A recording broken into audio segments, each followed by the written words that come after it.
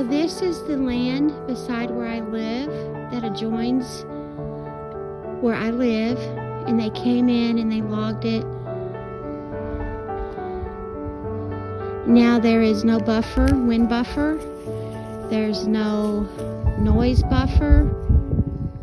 It's just so sad. They raped the land. Well, we finally have some rain. It has warmed up after a couple of days of cold weather and ice and part snow. Well, it all melted off, and now we have a little bit of a warm up. Yesterday it got up to 70, and then today about 70, but it is raining, as you can see. I was able to get all of my plants out of the house so that they could get some rain and some nice warm weather on them. And my dog is going crazy because she's not out here with me. But everything is just slowly coming around. My blackberry bush is blooming again.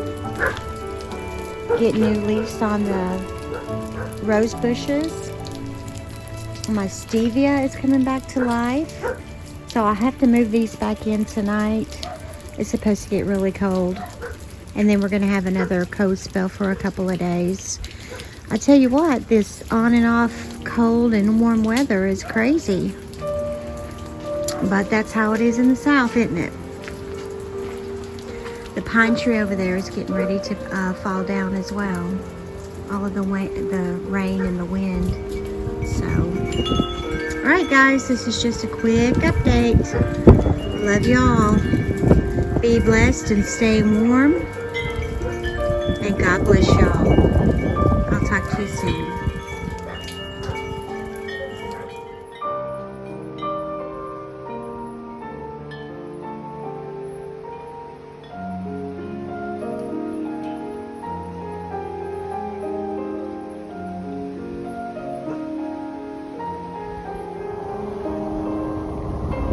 This tree is getting ready to fall.